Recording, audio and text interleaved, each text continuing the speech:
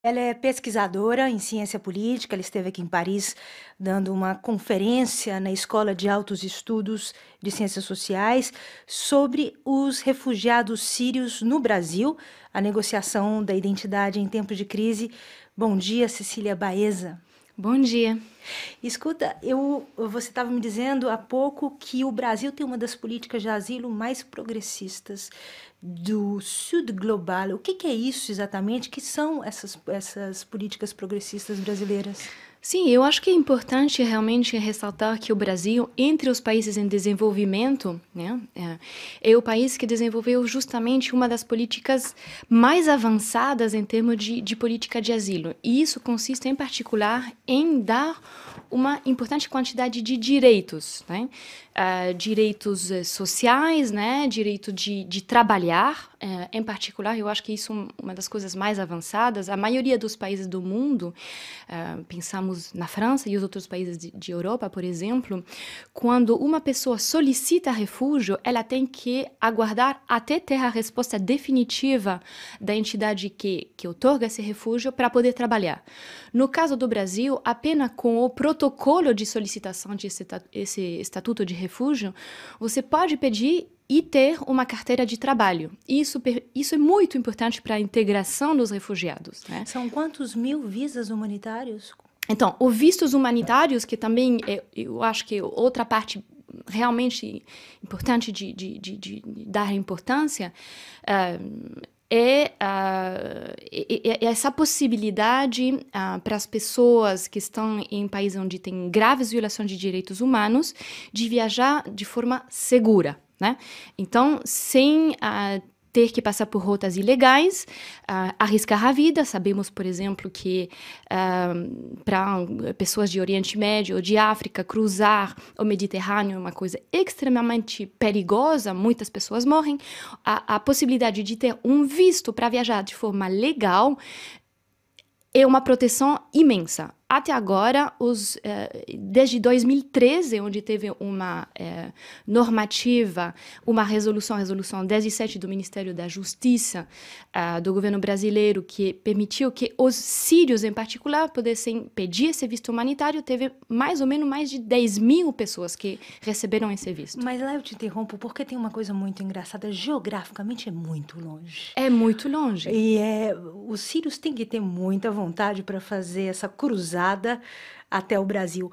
Nada tão diferente, um pouco diferente, claro, outro contexto, mas os libaneses, você estava falando também, fizeram isso no início do século XX.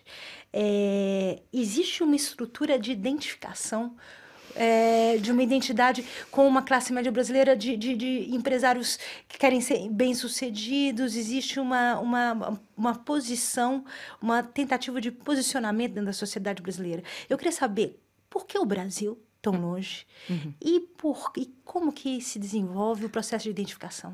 Então, respondendo a primeira parte da pergunta sobre a distância geográfica, eu tenho que dizer que, claramente, para os refugiados sírios, o Brasil não é o primeiro destino sonhado, né? A maioria deles tenta desesperadamente ir para qualquer outro lugar, né? Primeiro, os países onde já tem uma estrutura de acolhida, seja pela existência de redes sociais, de já ter família ou de conhecer um pouco melhor o entorno, não? Então, a maioria tenta ir primeiro para o Líbano, para a Turquia, e depois muitos deles tentam para a Europa, porque também esse imaginário que a Europa vai ser um lugar onde eles vão poder desenvolver suas vidas, etc. O Brasil não é a primeira escolha, é a última, na verdade. Como eu disse, a existência de visto humanitário provém uma rota segura. O que acontece? Muitas famílias, em particular depois da morte do pequeno Aylan, dessa pequena criança de 3 anos que morreu, as famílias na Síria, quando souberam disso que tinha acontecido, buscaram outras vias alternativas. Muitas famílias não queriam se separar, em particular as famílias que tinham crianças pequenas. Essas famílias e alguns jovens que ouviram falar desses vistos humanitários decidiram ir para o Brasil. Mas, de novo, não foi a primeira escolha.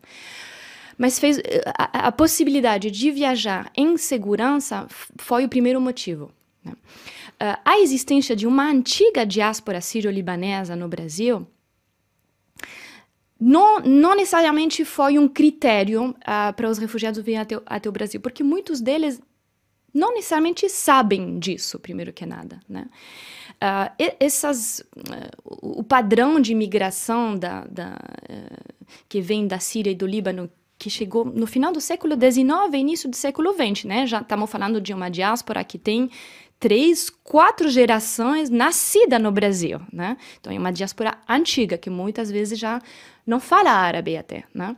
Que é verdade que manteve uma identificação cultural, afetiva com Síria e o Líbano, mas, ao mesmo tempo, com poucos vínculos transnacionais de verdade, né? Quando esses refugiados chegam ao Brasil, eles descobrem que efetivamente tem essa diáspora e que ela tem uma imagem muito positiva, empreendedora, uma parte dela, não toda, mas muito bem sucedida, com empresários muito conhecidos, o Hospital Sírio-Libanês, né, que faz parte realmente das instituições ultra reconhecida. Estamos falando da parte boa, mas nós vimos também uma enorme resistência aos refugiados na área de São Paulo, sobretudo, um preconceito. Queria que você me falasse, para a gente terminar, a gente tem pouco tempo, sobre esse preconceito e sobre o posicionamento político desses refugiados. Sim. Então, eu acho que está vinculado com a questão anterior, porque essa primeira migração era principalmente cristã. Hoje temos uma onda de refugiados que é principalmente muçulmana. E um dos obstáculos, eu não diria para a integração, porque eu acho que não tem, na verdade, nada que realmente impede de parte dos refugiados uma integração legal. Mas o problema realmente tem a ver com a islamofobia crescente que tem no Brasil, né? Muito obrigada, professora e pesquisadora Cecília Baeza, por sua participação aqui no RFI Convida. Obrigada a vocês.